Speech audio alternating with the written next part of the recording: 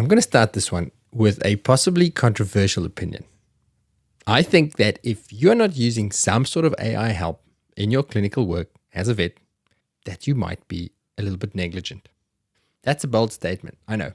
But bear with me. I'll defend that statement as we go along in this one. But for now, I am Hubert Hiemstra, and you're listening to The Vet Vault, where I love finding, learning, and sharing anything new that can help you in your career as a vet. And in this episode, I am sharing some thoughts and practical tips on the biggest new thing to happen, possibly in our lifetime, artificial intelligence, and how it might shape what veterinary science will look like in the next decade. Actually, never mind the next decade, like tomorrow. And our guest for this one is nobody. It's just me. Now, let me be clear. I am no AI expert. I can explain AI tools to you in the same way that I can show you how to get a perfect slice of toast from my toaster, in that I can show you which buttons to push and which knobs to adjust. But don't ask me about the magic happening inside that box once you push that lever down. What I am is curious, a little bit nervous, but mostly excited. I've been experimenting with AI tools in my podcasting and my clinical vet work for the past 2 years or so, and I find myself often telling friends and colleagues about the new tools that I'm using and how I'm using it. So I thought I'd share some of that with my friends and colleagues on a wider scale. That's you. So here's what we're going to be talking about. I'm going to start with a vision of what I think a very realistic and a not too distant future of work as a vet with AI tools integrated into your workflow could look like. Then I'm going to get practical by showing you how I use a few of my favorite AI tools right now. Simple, easy stuff that you can use immediately. And by show, I mean that I'm actually going to show you on a video. This episode is going to be as video if you listen on Spotify or watch on Spotify, and I'll be screen recording so you can see exactly what I'm doing. If you're audio only, I think you're still going to get the concept, but you'll probably get a little bit more from video. I'll give you a heads up when I switch my screen recorder on. And then I'm going to wrap up with a little bit of philosophical musing of what this could actually mean for us as vets.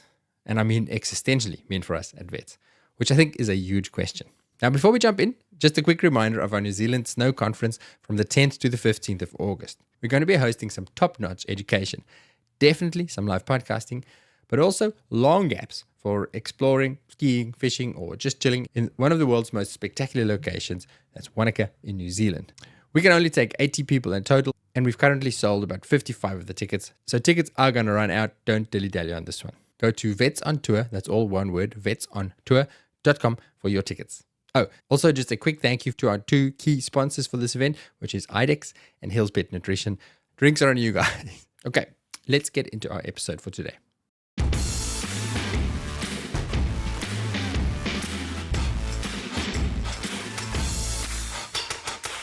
I want to paint a picture for you. Imagine your client arrives in the waiting room.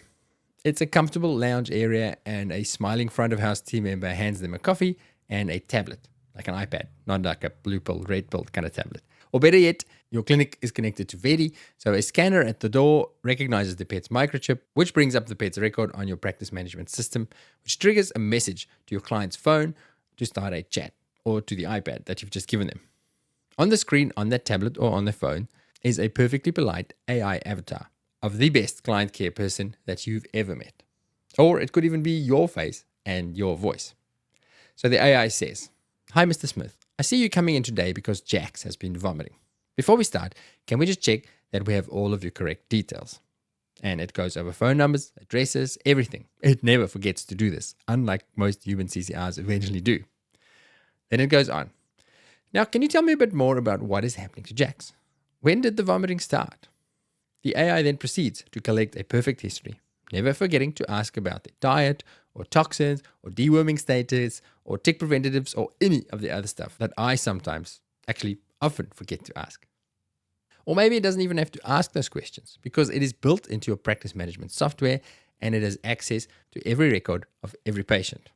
So it already knows that Jax is not up to date with his dewormers, he's fully vaccinated, he's had 3 skin conditions and 2 episodes of vomiting in the last 5 years. So when Mr. Smith walks in, it just double checks whether anything has changed since the appointment was booked. Then it takes all of that information and summarizes it into a beautiful current history, highlighting anything from the past histories that might be relevant for today's visit. You, as the vet, get ready for your appointment. Or maybe you have a nurse or a tech who does triage for you. Whoever it is, they go to the patient file, and there, waiting for them, is that summarized history with just some key points to note. So AI says to you, hey, Hubert, Jax has been vomiting for 3 days. No diet change, no known toxins, he's a bit lethargic, etc., etc., etc. And because it has knowledge of that patient records in your PIMS, or even better, the entire patient history from every vet it's ever been to, because it is integrated with Veti, it adds things like, note that Jax is 9 months overdue on his parvo vaccinations. And I can't find any information on deworming. I've also seen 3 previous visits for non-specific vomiting for Jax, and the most recent one 3 months ago. But maybe it even goes beyond that, because your AI also has knowledge of the most up-to-date clinical knowledge. Not a textbook from 5 years ago, not knowledge from when it graduated vet school 15 years ago. It has knowledge from reading all of the newest studies up to 10 minutes before your consult started. So, attached to your history is a summary of with some key pointers. Hey, Dr. Hugh, Jax is vomiting quite a bit.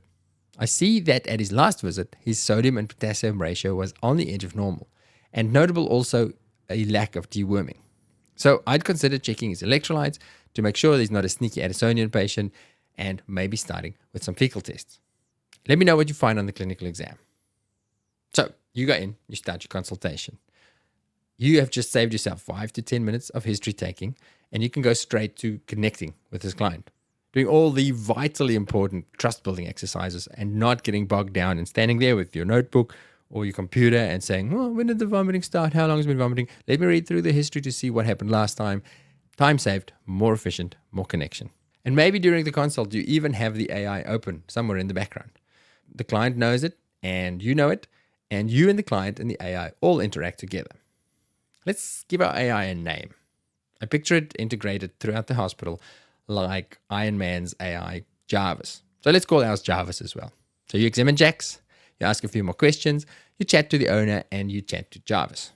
You say, hey Jarvis, Jax is quite painful mid-abdomen, and his membranes are a little bit tacky. I think we should do an ultrasound scan and run some bloods. Let me start with those fecals though. Jarvis, can you talk to Mr. Smith about the practicalities and the cost of blood gas and a scan while I go and get those fecals running? Mr. Smith, I'll be back in 10. In the meantime, you can ask Jarvis any questions about what we've discussed so far. I'll be back to clarify anything that's not clear, and then we can confirm a plan. So you go and run the fecal test, and you collect blood, and you run the bloods, and of course all of your equipment is connected to your PIMS. So as those test results comes in, Jarvis adds it to the record and highlights any points of concern and creates a lovely list of DDs for you. You double check the results and anything of concern on the clinical examination. You spend more time connecting with the owner, you reassure them, and you go back out and you do the scan and you cut that sock out that Jax has eaten. And of course, by the end of all of this, your notes are already done for you, plus a discharge form for the owner. And if you wanted to refer anything, there's a referral letter ready for you to check over, tick the box, and hit send. Maybe on that discharge sheet that Jarvis made for the owner, there's a QR code that the owner can scan to chat to Jarvis 24/7 to get their commonly asked questions answered for them. So, how long should the suture stay in? I can't remember what the vet said about when I can give him a Loxicam, when can I eat, what should we feed him? Because you know when you're talking to them in your consult room, they're not even hearing half of what you're saying. Of course, for anything serious, Jarvis will say, let me connect you to our team, or would you like me to make an appointment for you for tomorrow? Does all of that sound like sci-fi, like 20 years in the future? And how does it make you feel? This, what I just described, is not that far-fetched. In fact, most of what I'm describing is possible right now. If you wanted to achieve something like this, you'd have to Frankenstein together a bunch of different AI tools, and it might not be super smooth, but it is 100% possible. But I would bet, or I'd really, really hope, that the guys who make veterinary software are working hard on something like this. If I owned a PIMS company, this would be where most of my resources would be spent right now. And as for how that makes you feel, I am mostly just excited about all the stuff that I'm not going to have to do and about how much better I'm going to get at my job. With the podcast, I obviously spend a lot of time in conversation with people from all over the profession. So that's from owners of the largest corporates to the world's leading specialists, all the way down to the freshest, least confident vet. And there's not one problem that I think can't at least in part be addressed by a good AI tool. From better patient outcomes to better communication to more profitable vet businesses, leading to better wages and less staff burnout. It's definitely not going to magically fix everything, but smart people who care are going to use it to amplify and expedite the things that we do care about. So let's get a little bit more practical. For this episode, I'm going to focus on the practical clinical veterinary work. Like, how can we use AI to help us make better clinical decisions for our patients? Can we? Can we trust it? And if so, how are we going to do this? And I want to go back to that statement I made at the start about if you're not using AI, you are being negligent. I'm going to give you an example, or I'm going to give you a metaphor for why I say that. Imagine you are working as a vet in a clinic and you have a textbook that you love using. It's a textbook that you bought 15 years ago when you started working as a veterinarian. And you've got all your notes scrawled in the side, and you know on which page roughly you can find which condition. So that is what you use for your source of reference. Then your boss goes and buys that same textbook, but an updated version. But it doesn't have your notes, and it feels a little bit new and a little bit strange. So you choose to stick with your old textbook, even though a lot of stuff has changed since 15 years ago until the newest version of your textbook has come out. You stubbornly decide that you're uncomfortable with the new textbook. You're going to read that old textbook. Another way to look at this would be your boss is super forward thinking. They've got a big team of GP vets, but they want more information and more support for the vets on the floor. So they go hire a medicine specialist or an ECC specialist or somebody who really is up to date with their stuff and almost guaranteed knows a lot more than you, the vet, working on the floor. But you, in your ego or ignorance or discomfort because you're too shy to ask or for whatever reason, decide that you're going to plod along doing things the same way that you're doing it, never asking the input of that specialist who's just sitting there ready to help you. You wouldn't do that, would you? You're going to ask for help. And this, I think, is where we're heading. We're going to have the most up-to-date information and a very smart brain in your pocket or on your desktop and not using it. Like if you make the wrong decision, you forget to check for a DD, you work out a wrong dose, you've missed some update on the clinical condition. Up until now, those things are all, let's say, normal human error that won't get you into trouble. So they're definitely not negligent. It's just you're a human. But if a tool like AI becomes trusted and part of everyday general practice, I think we might get to a situation where not using it could be seen as you are negligent. Right now, you have the fastest, smartest search engine and research tool at your disposal that anyone has ever had access to. But it's not just search. It has built-in knowledge. It knows stuff. We're going to talk about the different kinds of knowledge that AI has and how we can curate it. But for now, let's just say this. For most of us, it's definitely smarter than you. Now, you might be thinking, yeah, but how reliable is it right now? The stuff you're talking about is true, but right now, can I trust it? I've heard that it hallucinates and makes up stuff. Great question. And absolutely it does. A couple of days ago, I asked ChatGPT to help me find a specific study that I'd heard about from one of the podcast guests, and it started giving me really relevant answers with a study name, a date for the study, and a summary of the findings, including details like percentages of the different groups in the study. Very, very super believable stuff. But I wanted a link for the study so that I can put it in the show notes, so I kept pushing for details. Till eventually GPT went, sorry, there was a misunderstanding. Wait, I'm going to read you the response that I got. It said, apologies for any confusion earlier. Upon further review, I realized that the studies I previously mentioned do not exist as described. Very polite. I wish it would just say, my bad, I was messing with you. I totally made this shit up. But there are ways to navigate this. And I'll share a few of the things that I've learned about how to use AI effectively for clinical decision making in a minute. But before we do that, let's look at how reliable the models are now by looking at some data. I spend a lot of time digging into the studies that aim to prove how reliable or unreliable AI is when used for clinical decision making. The data is mostly from HumanMed, and there is a deluge of studies coming out on the topic.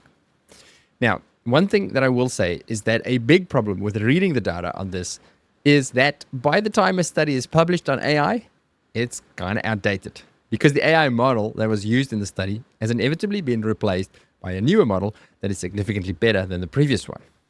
Most of the newest studies out there looked at ChatGPT 3.5 or 4. And if you've used 4.0 or 4.5, you'll know that it's a different beast again.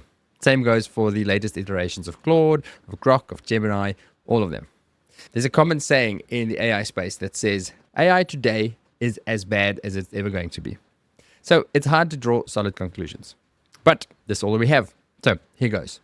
I was going to give you a detailed rundown of a bunch of studies, but it turned out to be a long and boring part of the podcast. So I've chopped it out and summarized. I will start with one little study that I really liked.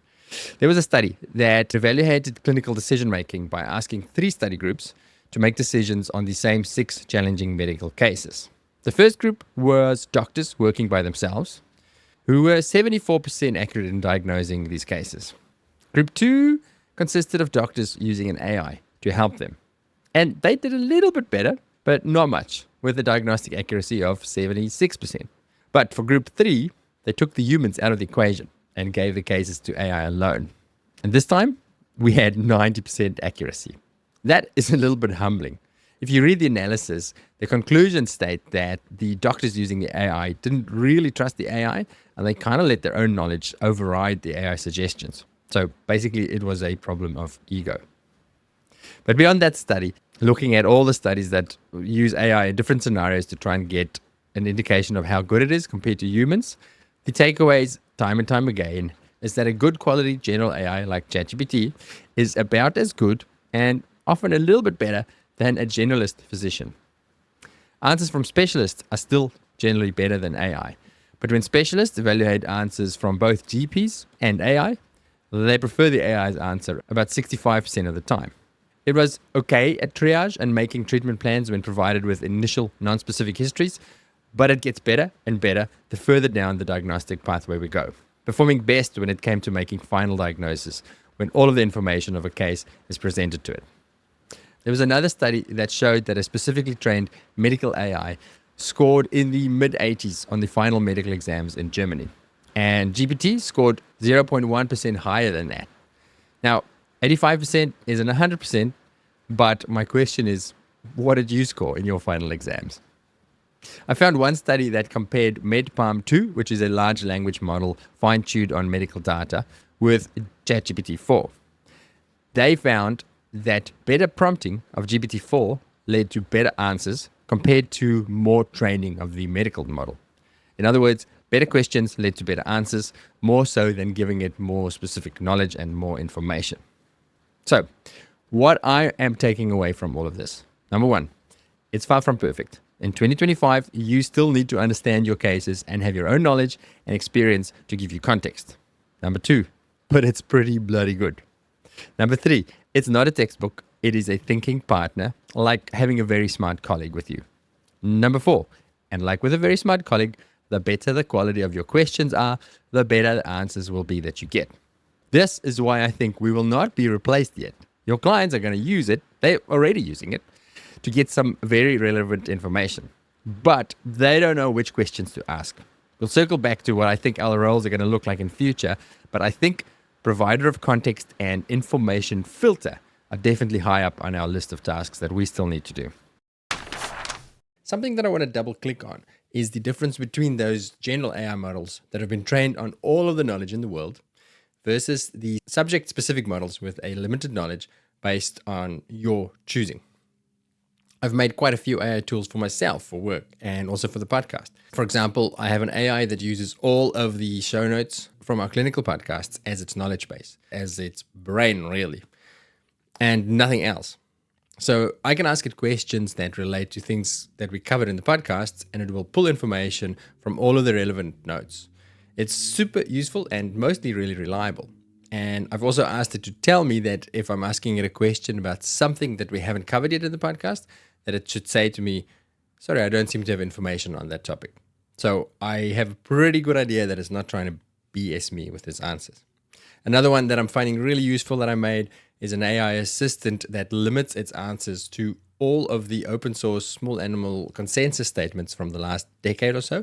Again, when I ask it a clinical question like, do you have any information on immune-mediated thrombocytopenia, it is only going to look for the most recent consensus statement to answer all of my questions about what's the most up-to-date treatment, how do I diagnose it, all those sort of things. So I can trust those answers. I know where it's getting the information from.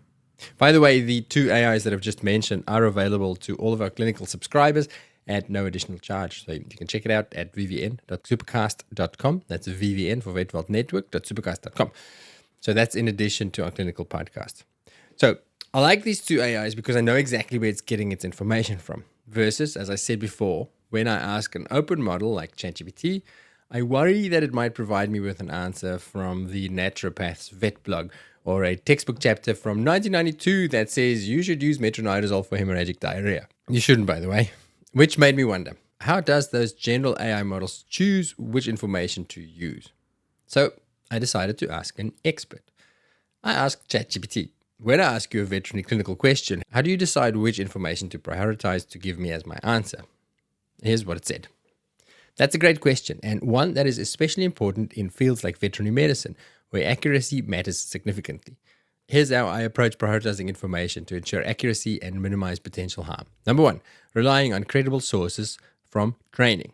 My initial training includes a diverse dataset consisting of textbook, peer-reviewed journals, educational content from reputable veterinary universities, and trusted clinical guidelines. Information from these high-quality verified resources forms the foundation of my responses. Sounds pretty good. Number two, prioritizing consensus and expert guidelines. When providing clinical information, I give priority to recommendations and guidelines from recognized veterinary associations and authoritative bodies such as the British Veterinary Association, the Royal College of Veterinary Surgeons, American Veterinary Medical Association, and the World Small Animal Veterinary Association. Information consistent with widely accepted veterinary standards, consensus statements, or peer-reviewed guidelines is prioritized over unverified resources. Number three, assessing context and clinical relevance. I carefully consider the context of the question, e.g. species, breed predispositions, geographical factors, current clinical practice, trends. Responses are tailored specifically to your described situations to ensure relevance, practicality, and appropriateness for clinical decision-making. Number four, the recognition and disclosure of limitations. If a question is highly specialized, contentious, or beyond my training data and capabilities, I clearly indicate uncertainty and recommend consulting additional resources or a veterinary specialist. Number five, continuous improvement and caution with sensitive information. The model undergoes regular training updates to incorporate new, verified information from trusted veterinary resources. However, this is not always real-time, so for rapidly evolving topics or recent developments, I strongly recommend checking current veterinary literature or specialist guidance. I maintain caution when providing information that carries high risk, especially where errors could lead to serious consequences for patient safety or clinical outcomes. Number six, web browsing for up-to-date information. If you request information that's time-sensitive or needs verification from up-to-date sources, I use browsing capabilities to access current and reputable sources directly, further minimizing the risk of misinformation. Now that is a pretty perfect answer. That's kind of what you want to hear, right? If it is all true. I mean, I could have just made it up because it knows that's what I wanted to hear as a veterinarian. I've been looking for an AI expert, a human AI expert, to interview on the podcast to see if this answer is actually as stated, or is it just ChatGPT telling me what I want to hear? If you're listening to this and you know different to this, or you know somebody who works in AI programming or training or anything like this, please do get in touch and I can pick your brains on it.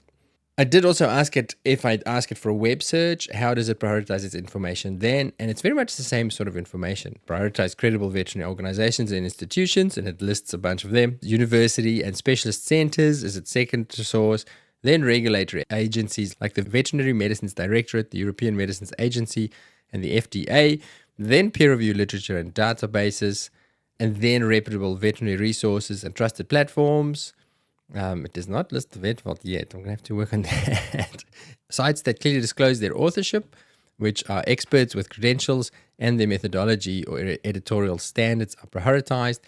And then sources that are neutral, objective, and without significant conflicts of interest or commercial biases are prioritized. What I avoid: websites with unclear authorship, poor transparency, or obvious biases, information from blogs or personal pages, and less authored by recognized veterinary specialists, and sites primarily focused on marketing or selling products without robust scientific backing.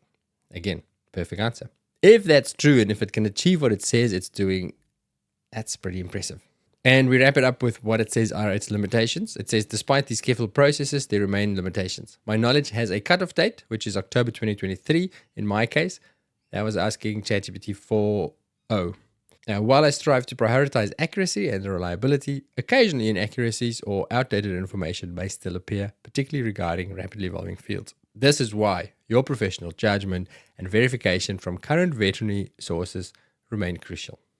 I'll repeat that. This is why your professional judgment and verification from current veterinary resources remain crucial. So, your university degree is not time wasted, and my clinical podcasts are still useful. You do still need to know some stuff for now.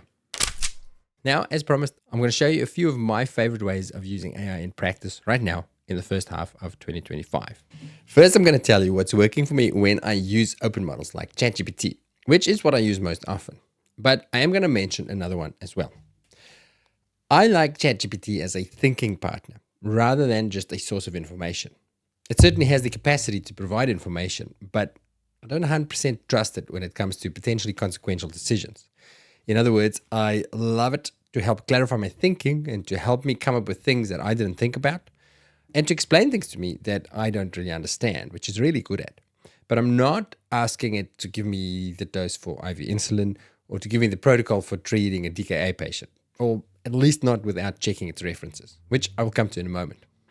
Let me give you a couple of examples of how I've used it recently, and hopefully that'll demonstrate my thinking around how I think we can use it to get a trustworthy answer, or at least speed up how we find information. So I had a complicated collapse case recently that I couldn't quite get to the bottom of. It had clinical features and test results that kind of fitted with several DDs, but not really with any one particular diagnosis. For example, it had a stonking gallbladder halo and crappy mucous membrane color, but its blood pressure was first normal and then it went high, and it had a slow heart rate. So I wanted it to be anaphylaxis, but the blood pressure didn't quite make sense. So I wanted a recap of what else could cause a gallbladder halo, the DDs for that, and I asked ChatGPT to give me the differentials for that, as well as explain for the first time ever the pathogenesis behind the gallbladder halo. And it was really good at giving me that information. Then we talked a little bit about high blood pressure and low blood pressure and anaphylaxis and unusual forms of anaphylaxis and neurological shock and all sorts of other things that didn't even enter my head. I didn't get to a final diagnosis. I still wanted to chat to a specialist, but for that moment in the clinic when I had to make decisions, it really actually did help my thinking. The key there is that I didn't just give it the case history and then asked it to come up with DDs for me. It's generally not that great at answering vague case questions. I mean, it'll give you an answer, but I don't know if you can trust that answer. But if I say to it, here's what I've got, here's what I found, here's what I'm thinking, but I don't get this bit. Can you help me think it through? What are alternative explanations for this? What am I not thinking of? That's when I'm finding it really, really useful. I also love it for, can you explain this concept to me? Explain it like I am a primary school kid. I also really am loving AI to help me with calculations. So things that I can do, but I don't do that often. So it usually means I've got to find a textbook or Google a formula and do the fairly complicated maths of figuring it out versus just saying, here's my patient weight, here's what I want to achieve, can you work it out for me? So it's great for things like converting units of measure, like millimoles to milligram per kilogram, or dosages that uses percentage instead of milligram per mil, and filling in all sorts of fancy equations. Again, if it was for a drug that could kill my patient, like potassium or insulin or something like that, I'm doing it myself. And then I'm using AI to double check me, which is actually really also very nice. If I've done it and instead of doing it 3 times like I normally would, I do it once and then I give it to ChatGPT. And if it agrees with me, then I'm like, sweet, I'm probably right. But for the other stuff that's not that critical, it really speeds up my day. It's also proving really useful for helping me interpret complicated test results quickly. For example, the other day, I was reviewing a case where the history included a low-dose DEX test, but without the interpretation. And I was trying to figure out if my patient could potentially be an adrenal-dependent cushingoid. So I just gave the results to ChatGPT and I asked it to interpret the test and tell me if I could draw any conclusions about pituitary versus adrenal-dependent Cushing's. And it gave me a perfect answer. Long explanation of why I couldn't really tell, including what my next steps would be. Something else I've been doing more and more is to help me summarize long history and find relevant information in that history. You know, when you take over a case and there's like 4 years worth of history and a lot of it relevant and most of it irrelevant to what you're trying to figure out, and it takes you 30 minutes to skim through it and to find those old test results and how did the skin respond to the steroid treatment and have they done this and this and this. And even then, it's really easy to miss some critical detail somewhere. But for the last week or two, I am downloading those histories and giving it to chat to summarize for me and look for critical information. And then I can actually ask it questions about the patients, and it will, like that, give me the answers. So last week, I gave it a very long history for a skin case, and you know how long those can get. And then I could ask it questions like, when was the last time it had bread? Did it respond to the bread? How often is this dog coming in for events like this? Have we done a diet trial? Have we discussed referral? Has it had allergy testing? All those sort of things. Really, really useful to getting me ready for the consultation. Specifically, great for emergency, where you will sometimes get those long histories for, dog's been in hospital for 3 days, had surgery, had 1,000 drugs, and you can pop it into ChatGPT or whatever your AI of choice is and just go, when was the last time it had Serratia or Mifterone? Can you check for any adverse reactions? Anything in the history that I should be aware of? Fantastic. And then finally, information finding. I know I said at the start that I'm wary of using it to source information, but there are ways to do this that makes the output more trustworthy. Here's a few tips of what I'm finding really works for me. In case you didn't know, there is a button in ChatGPT that will send it specifically on an internet search instead of just using its own knowledge. I'll try and remember later to point it out when I share my screen, but really just in that bar there where you type in your question, you'll see there's a little plus sign, and then there's a little globe, a little circular thing that says search, the classic web symbol icon. You click that and it's going to search the web instead of just using its own brain. So it's basically like getting AI to do a Google search for you. What I like about it is that it will give you the links where it's getting its information from, so you can go and double check it. Is it from a journal article or is it some random blog post? The key thing here is to always ask for references, even if you're not searching the internet. So even if you're using its own knowledge and you want to double check something, you can always say, can you please show me your reference for this information? It's a great way to call BS on something, and it makes sure that it's not just hallucinating and making stuff up. Like the story I told you at the start of this conversation, when it just made up an article until I specifically asked it, can you please show me a reference for the article? And that's when it went, I actually don't have a reference for the article. 2 quick pro tips for using AI as a search engine. You can ask it to limit its answers to specific kinds of information, like scientific literature or publications from academic institutes, which will give you less information, but more trustworthy info. And again, make sure you say to it, show me your references. Otherwise, it might just make up a whole new study for you again. The other tip is to use a tool called Perplexity. It's a web-based app. You don't have to download anything, and it is free, or that you can use a certain number of searches for free per day. So it's Perplexity, Perplexity.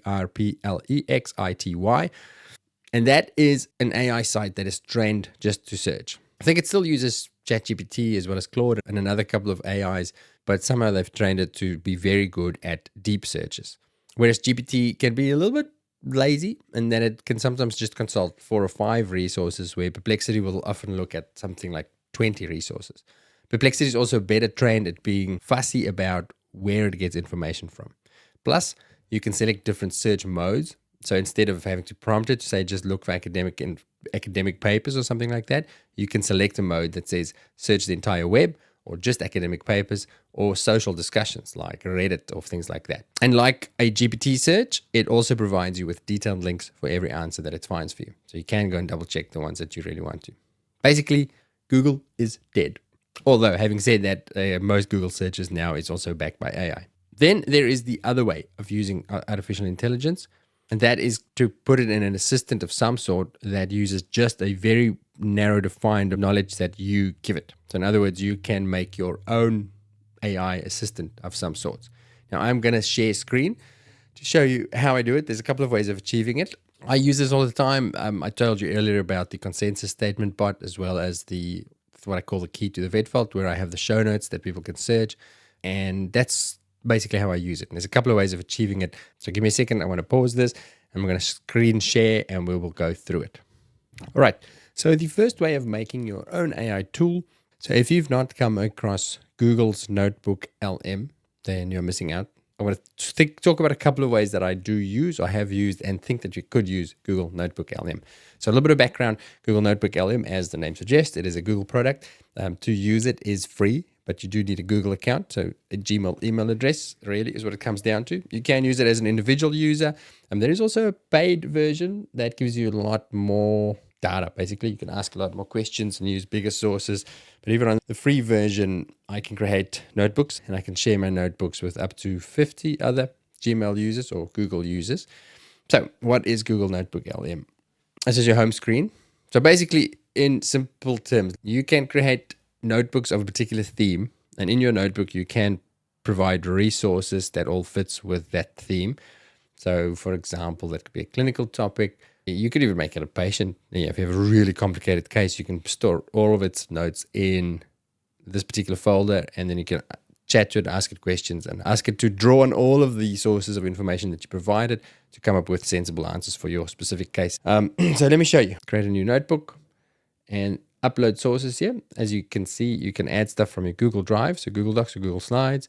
You can provide a web link, which is really awesome. The really cool thing is you can provide a YouTube link. So if there's a cool podcast episode or a webinar or something that has content that you wanted to draw on, you can actually give it that YouTube link. You don't have to even provide the transcript. It will search. I don't know if it makes its own transcript or searches the audio. Again, toaster. I can show you how to push the buttons. Chuck that in there, or copy text, or you can add PDFs here as well. Supported files, PDFs, TXT files, Markdown, and audio. That's new. The audio files are new. So any audio file, fire out. This is huge. So you throw all of your resources in here, and then you can give your notebook a name. So I'll give you an example of something I made for my own use in clinic. Nutritional support in hospitalized and critical patients. So I hate working out feeding plans.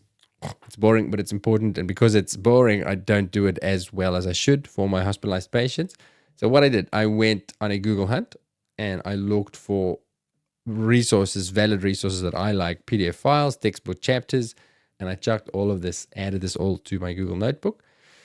Now again, I could even add a webinar or an audio file or a YouTube link in there. If I went to a conference somewhere and they had a live stream that I've got access to, I can put that in here. It has these automated things that are pretty cool. So you can make yourself a study guide. Just going to search all my sources. Okay, so this is my study guide done. So you can make yourself quizzes and with an answer key. So if you're studying for something, I think it's a super useful tool. Let's go back. A briefing doc. Let's say I have a complicated patient, as I said before, long history, and I want just a summary for my patient. It is going to search that, and it's going to make a nifty little summary for me. So here is my summary. So it's taking all those sources and turning it into a single document, a report of sorts. And as you can see, it is quite detailed. When I compare Google Notebook LM to ChatGPT, because I'll show you, you can do a similar thing in ChatGPT. Google is really detailed and not super chatty. It's just facts. And if that's what you want, it's great.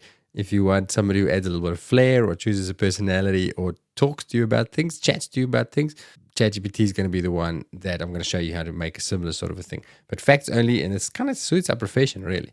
So now the cool thing that I really like about this is now that I've created this nutritional support in hospitalized patients, I can actually ask it case questions. So I am going to say to this guy, actually pre-prepared a prompt.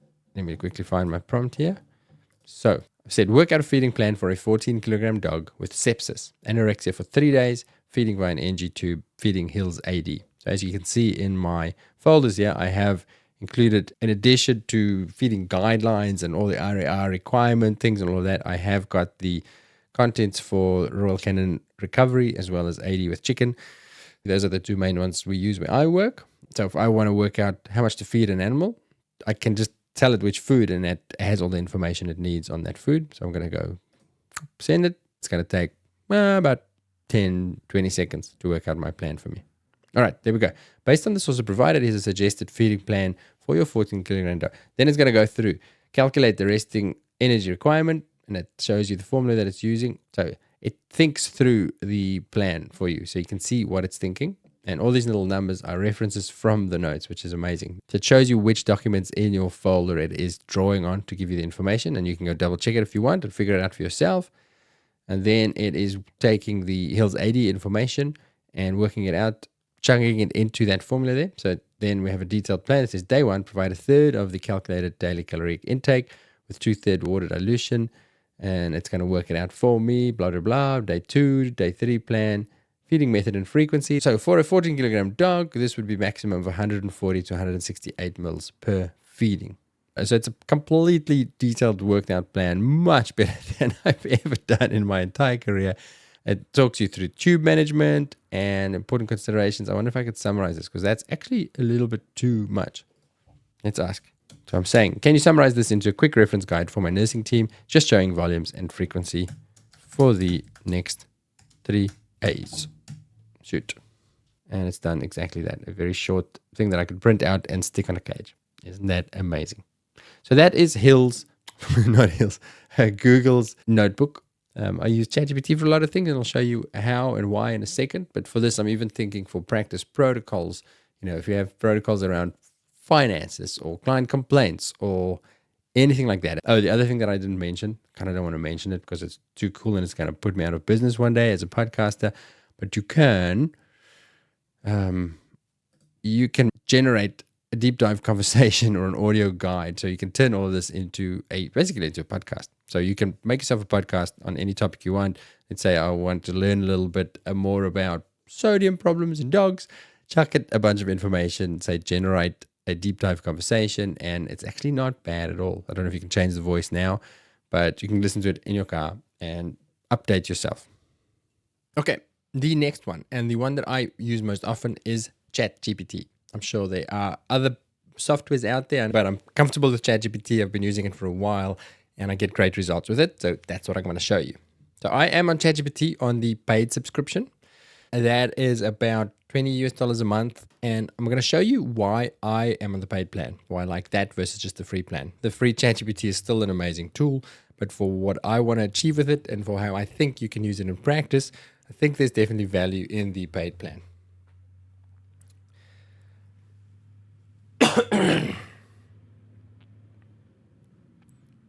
So the first and main reason why I prefer the paid plan is something called MyGPT.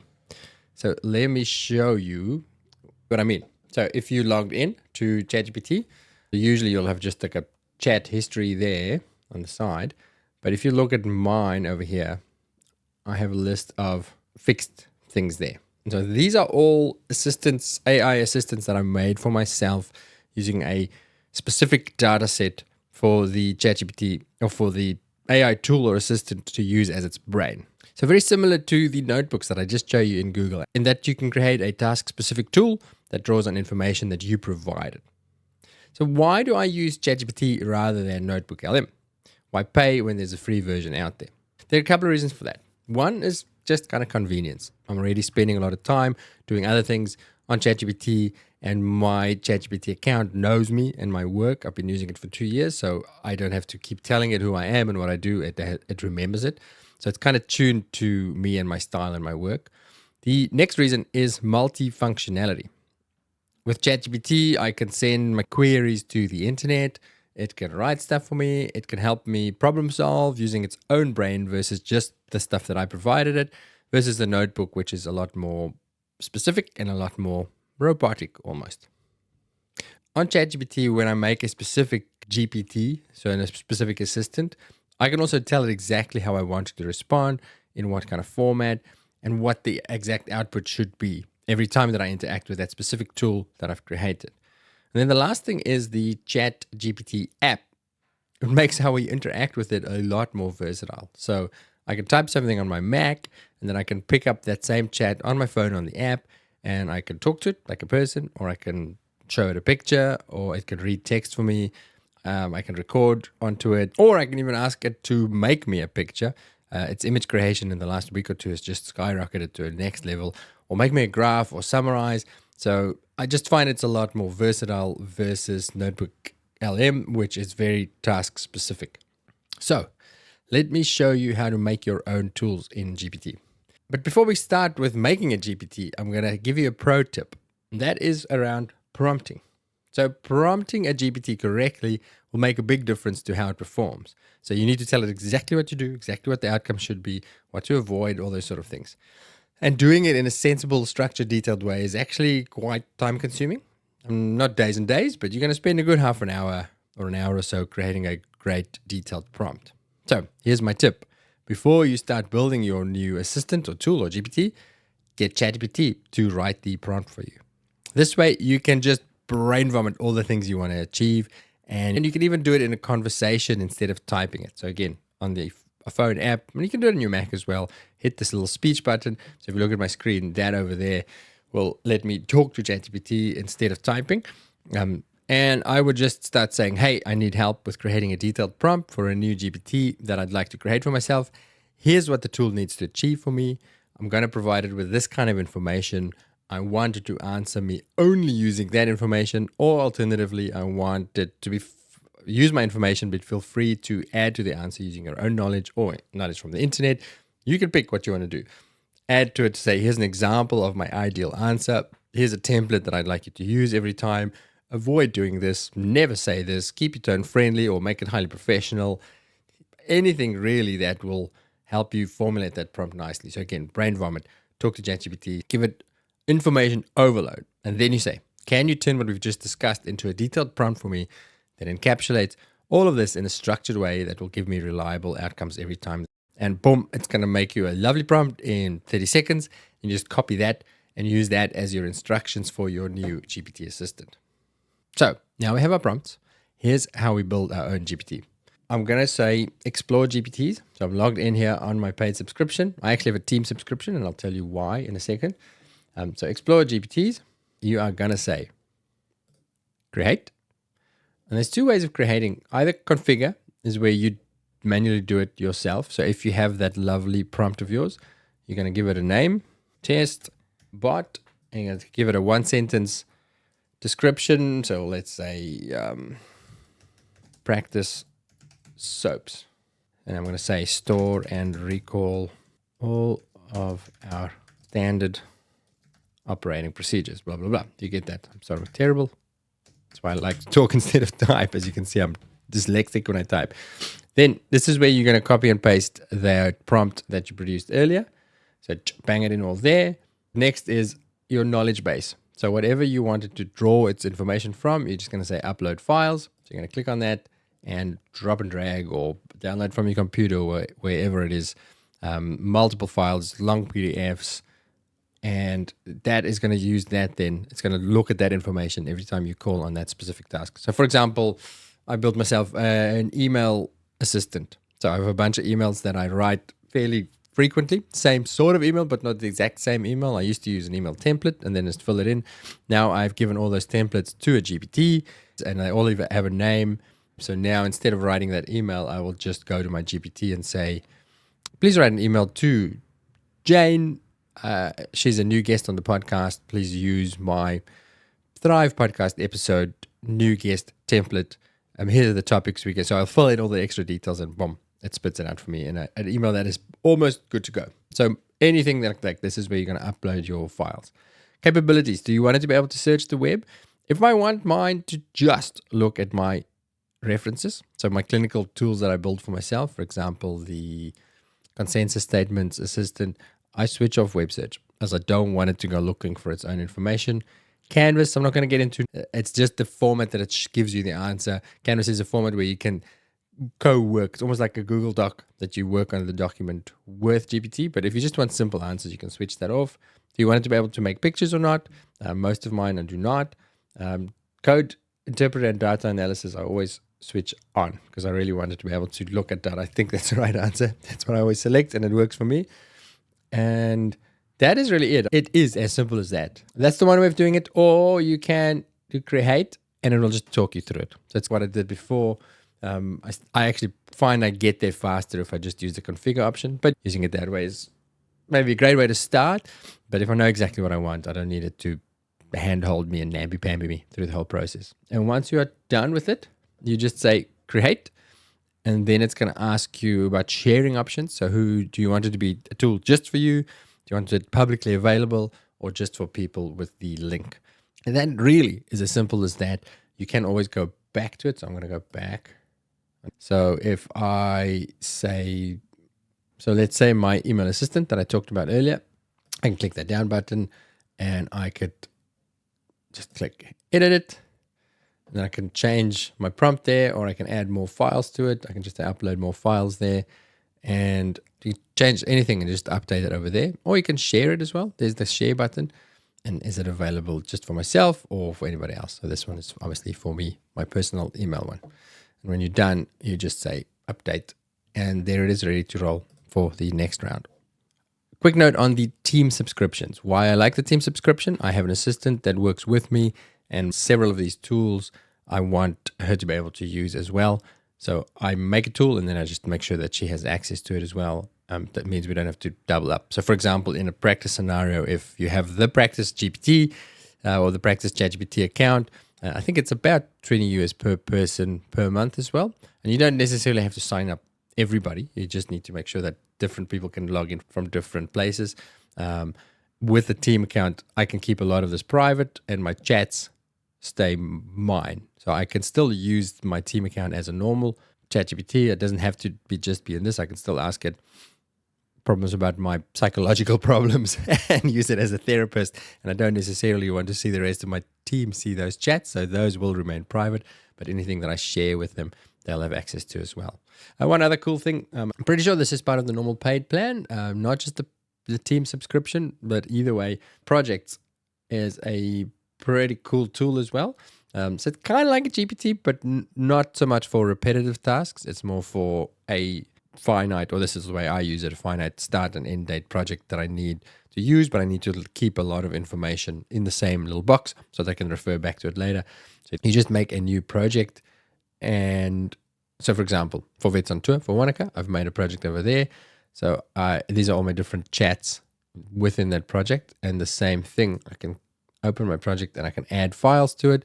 So speaker bios and information about the venue and flight tickets and all those sort of things. And that will remember that. So I can just, instead of having an open chat, I just go into my file and I'll say, hey, can you tell me what time I'm flying again? Or what did we say the pricing was? Or can you please create a structured program based on this is pretty much exactly what I've been using it for. So a really cool way. And this is not shareable, unfortunately. It would actually be quite cool to share it with the rest of the team. But for now, this is a private thing just for yourself. So in terms of how I think you can use this, obviously there's the clinical tools. The ones that I've built for the team, I've built on a different platform, still with OpenAI, but that I've built for my subscribers. So like the Key to the Vet Vault, which has all the show notes, or the consensus statements. You won't see them here because they actually hosted somewhere else. That's a conversation for another day. But if I owned a vet practice, if I was working full-time in a vet practice or owned one, things that I think about immediately, how this would be super useful for a team would be, I mentioned SOAPs there. So let's say standard operating procedures, like how do we deal with this situation? What's our policy on refunds? How do we log into the server if we get logged out? What's our contact at the drug supplier? What's our backup supplier if we can't order prednisolone from supplier X? How does the CBC machine work? What are the error codes? All the information. Onboarding procedures. Where do you order a name tag from? All that sort of stuff that, 10 people in the practice know little bits of that. You can chuck it all in one GPT that all the team has access to, or maybe on one computer at work. So instead of having to call the practice manager and say, hey, June, I don't know how to do this. Who should I call? You can just go in there and say, I have a client brought some medications back. What are our practice protocols for returns? Boop, and it's going to pop it up for you and tell you. And then you can say, please drive to polite email to Mrs. Jones to say that unfortunately we can't take back the prednisolone we dispensed a year ago. And here's why. That's what I think. I mean, I have this idea of even having, for example, on equipment in the practice, putting QR codes that link to this particular GPT. There are ways of doing it. My mind explodes when I think about all the possibilities for this. Once you start playing, you'll have the same experience if you're not using it already. And I think just the most useful thing. The thing that I get stuck on, or that I'm thinking more and more, because you're going to be seeing ads for all these AI tools. I can do this. I can take your notes. I can do your finances. There's all these amazing AI tools coming onto the market. But they all cost. And they're all subscriptions. And by the time you've signed up for 10 of them for $20 a month or $10 a month or something, you're going to be paying a lot for all your tools. So why I like making my own things, and I say make, it makes me sound really clever. As you just saw, it's super simple. Where I can make my own things, I have one subscription and I can create my own tools that are task specific for me, for my needs. They might not be as whiz bang as some of the other ones, but it does the job for me, and it is one single subscription. So basically I'm being a cheapskate, and I can customize things to fit my exact needs. Otherwise, there's a lot of redundancy in some of those things you're going to pay for. So Basically, MyGPT, for any repetitive task or for any bank of information that is large and hard to search, GPT can do it for you much, much easier. So I said at the beginning, I'm going to wrap up with a little bit of a thought experiment, a philosophical discussion about, going forward, what our role as vets are going to be. So up until now, we were the guardians of information. We were the walking textbooks and the libraries of experience. And that is being taken over by a very large brain that knows everything about everything and can rapidly assimilate information from many resources and come up with a sensible answer. So what's our job going to be? Does veterinary science still need veterinarians? Think about it. Nurses and techs are increasingly already taking over the day-to-day small procedures like taking blood and making smears and doing x-rays. So a good AI can take a history and tell a nurse which test to do or what to look for, ask for the results, and then come up with the answers. Maybe not today, but soon. So what am I going to do when I go to work? I'll give you my opinion, but I would love to know yours. So here are some of the things that I think about. The first thing is, will we still need to have knowledge? If AI knows everything, then do I need to know shit? Yeah, right? Do I have to spend so much time at university learning a bunch of facts? I think the answer is yes. Not so that we can be the source of information, but more so that we can be the curators to decide what's relevant. You need someone who can contextualize that fire hose of facts that is currently just coming at us all the time and is only going to get worse. You need to be able to shuffle the puzzle pieces around to make them fit in a picture that makes sense in that scenario for that patient. And as I said before, to get good answers, you need to ask the right questions. And you can't do that without expertise. But what we don't need is to remember a lot of facts anymore, which I think is very relevant when it comes to how we select our future veterinarians. Until now, you get into vet school based on your high test scores, which in turn is based on how good you are at memorizing and regurgitating information, right? But that skill is now rapidly becoming obsolete. But what an opportunity. What if we can select for curiosity, for problem-solving skills, for leadership skills, for lateral thinking, and technical skills, surgery, making stuff, building things. And we can even start selecting for things like resilience and empathy and generalized human skills like emotional intelligence. And speaking of those human skills, that study that I mentioned right at the beginning, where the AI outperformed the doctors in case management. Well, in that experiment where the AI fell flat on its face, where it bombed out, was when it came to empathy. For now, empathy, reassurance, and trust building remain uniquely human skills. So I think that one of our most, if not the most important role for veterinarians going forward will be to be more human, to act as that human-machine interface. But here's the thing. As I alluded to a minute ago when we were talking about how we select future vets, many of us are not that great at empathy, reassurance, and trust building because we've been selecting for the humans that are a little bit more robot. So for those of us currently in the profession, this might be the time to really focus your CE hours on improving your human skills, your emotional intelligence, your communication skills, and your leadership skills. Because the vets with those skills, combined with a good level of comfort with utilizing AI, will be the ones that shine. And if not that, then definitely work on your manual skills like surgery or ultrasound. I think we've got a few more years before that's replaced. There's one more human skill that I think will remain ours. That is combining ethical thinking and context. AI thinks algorithmically. There's the question, here are the facts, that's the right way of doing it. If A, then B, leading to C. If dog has spinal pain, then it needs an MRI and a CSF analysis. But does that make sense for that geriatric patient to have an MRI? And what do we do with the cost-constrained owner? Those type of questions, which we all know is like 90% of what we do, will still fall on us with our contextual thinking and our empathy to figure out. Here's something that I wonder about when it comes to AI taking over a lot of the work that we have to do for now. Can we make more money? We being everyone in the profession. If we can outsource half of our duties to AI at $20 a month, our efficiency and our productivity can massively scale. So one vet with 2 or 3 skilled techs and a good AI will be able to get the same amount of work done as a team twice that size. And any practice owner knows that wages are the biggest expense in running a practice. So if we halve our biggest expense, how does that change the business model? I reckon there are a few options here. A, we charge the same, revenue stays the same, but we halve our team sizes, and everyone's wages double. As an employed vet, that is obviously my pick. Alternatively, everything stays the same and the practice owner doubles profit. Of course, there's a third option where the cost of running a practice decreases and we decrease what we charge to make vet care more affordable. Or maybe it goes the opposite way, as pet owners increasingly use AI to solve many of their pet-related problems without our help. So they sit at home and ask GPT. So we lose all of those consults that end up with a just keep an eye for a day or two, or here's something for nausea, or some simple solution and something that doesn't end up in hospital or with major diagnostics. So we end up losing a lot of our revenue. So we just see the ones who need diagnostics and who need procedures. And we charge more for that to compensate for the loss of the others. Basically, by the time that somebody comes to you, they've sort of self-selected. It's almost like when you're a specialist and the GP's already seen something, and by the time they get to you, they know what they're up for, they know what they're going to have to do, and they are sort of mentally ready to fork out the money or get their insurance involved. I don't know which way it's going to go, but it's definitely worth thinking about, and I think really potentially a great time to change our profession into the profession that we want to be a part of and that we want to see and the one that we can be proud of. And then there are some opportunities outside of clinical practice that might become more of a thing. First, we said that AI knows all the stuff and is up to date with what is new in the world of vetting, but it only knows stuff that we have figured out. So research will be absolutely essential.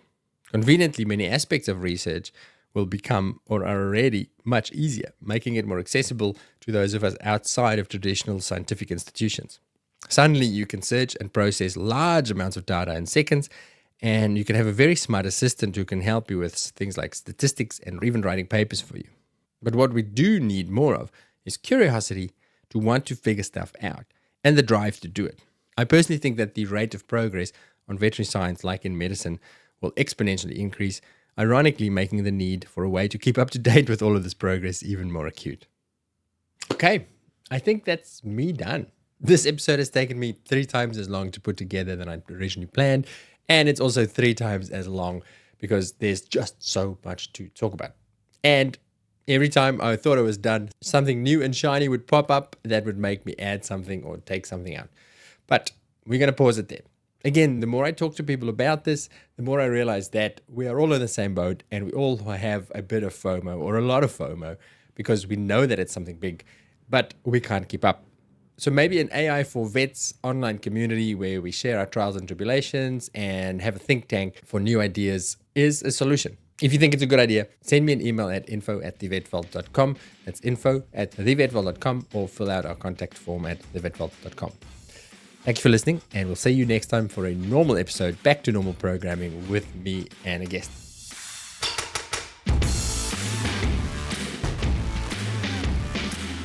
Before you disappear, I wanted to tell you about my weekly newsletter. I speak to so many interesting people and learn so many new things while making the clinical podcasts. So I thought I'd create a little summary each week of the stuff that stood out for me. We call it the VetVault 321, and it consists of 3 clinical pearls. These are 3 things that I've taken away from making the clinical podcast episodes. My light bulb moments. 2 other things. These could be quotes, links, movies, books, a podcast highlight, maybe even from my own podcast. Anything that I've come across outside of clinical vetting that I think that you might find interesting.